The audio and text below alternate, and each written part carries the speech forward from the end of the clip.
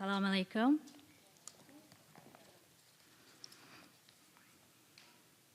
This is my first time on a stage since my body changed significantly after a year and a half. So thank you for your patience and all the support, here we go, that I've received getting here from Hamilton and also throughout this gathering. Here we go.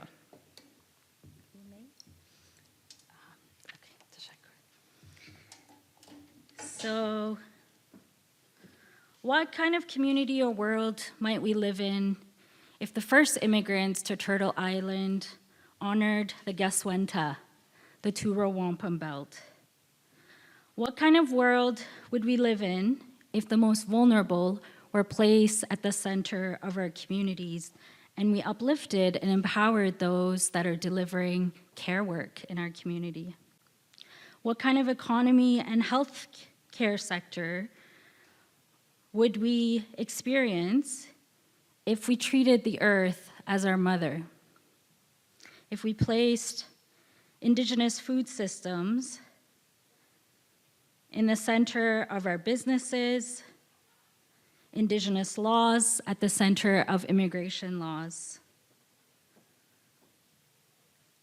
What kind of world would we live in when the first peoples were the ones deciding which immigrants are selected to come to Turtle Island and who gets to stay?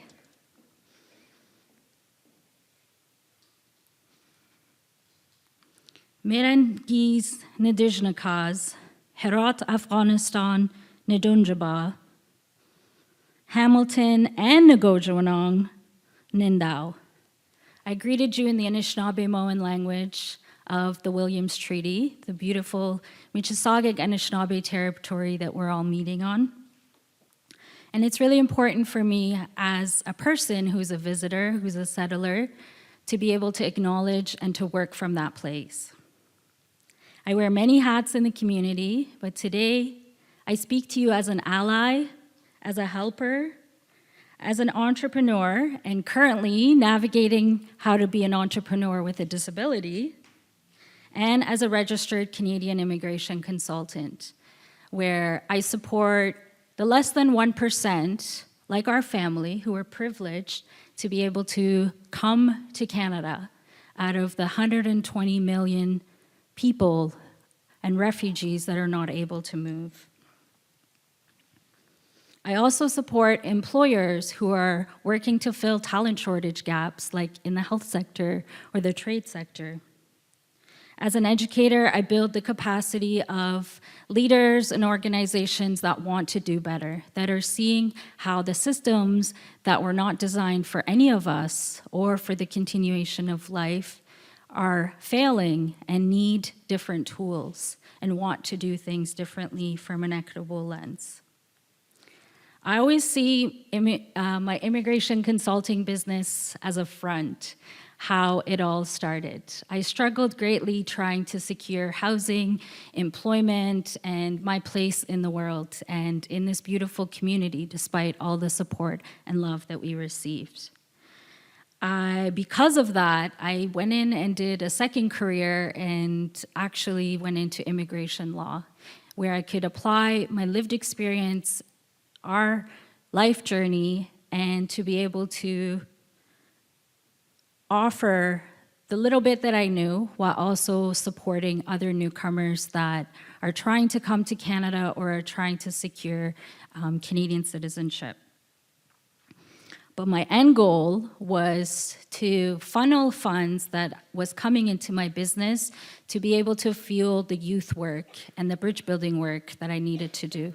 Because like many of you who are engaged in community, that kind of work wasn't being funded, and it wasn't as popular back in 2012. Despite the transformative and positive impact I had here in Nogojiwanong with the Nogojiwanong Youth Solidarity Initiative, I was seeing that truth and reconciliation was not a priority. I'm so grateful to see how Immigration, Refugee, Citizenship Canada today is doing more work to bridge that gap and to connect newcomers and immigrants to the First Peoples that helps them with their integration journey as well as belonging. I was able to do this work as a volunteer, as a helper, and to do it as a cultural ambassador. And that was only because of the love and support that I received from our grandparents, our khales, one of which is here, my lovely mom, the Indigenous peoples, the elders, the helpers, the knowledge keepers that took the time to help me understand the truth of how Canada has formed and the ways in which the impacts are continuing to be felt in their communities.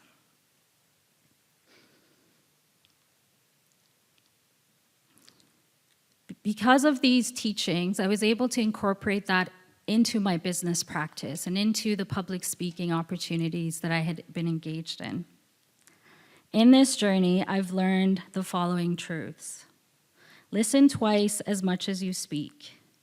Know your past, know your people and their journey and how they got here. Be around those that uplift you, empower you, and also put boundaries around those that don't. Accept that you will make mistakes. Get good at learning from them, and get good at conflict resolution. Keep your ego at the door, but don't leave your identity at the door.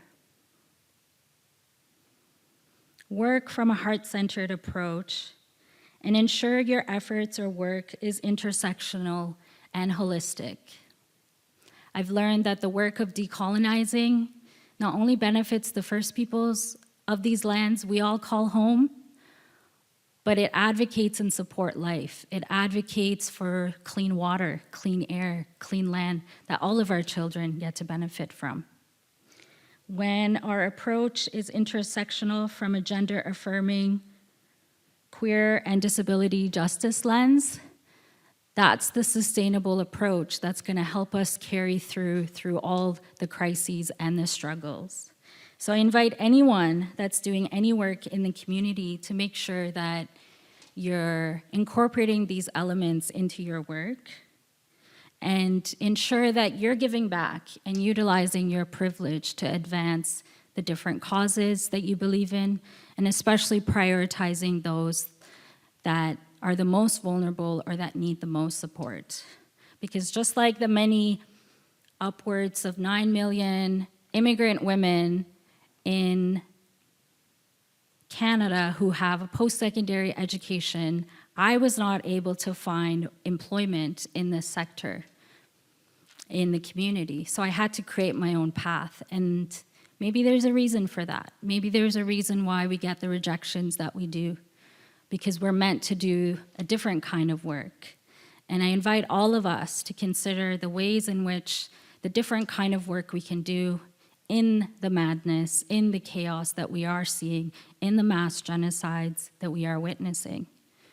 It's up to all of us. You know, it starts with conversations like this, and I'm thinking of Ann, and I know that she would be proud of us, and you know, she would find us and connect with us and see how she could advance our work or support us or introduce us to someone else. And perhaps that's the work, like Emma said, that we all need to continue moving forward. And I think this is the most difficult work that we need to do, but it's also going to be the most rewarding work that we'll ever get to do while on this life. Because as we know, we're here on a spiritual journey. You know, we have a saying, Inna lillahi wa inna ilayhi raji'un. We come from the Creator and we go back and we return to the Creator. And that's where Ann is, with the Creator, because she's fulfilled her roles and responsibilities that were given to her on this earth. And so we all have an obligation to continue that work and to see the ways in which we can uplift and empower each other and to speak for the voiceless. I'd be happy to connect with you after this event to learn more about how I can support you, how we can collaborate, how we can do business differently, because I think we owe it to ourselves and our future generations, as I've heard many, many times. The first conference that I ever went to with Mariam in the US, we heard a keynote, Frank Warren, the post-secret guy. And he said, those that are hurt most in the world go on to change it.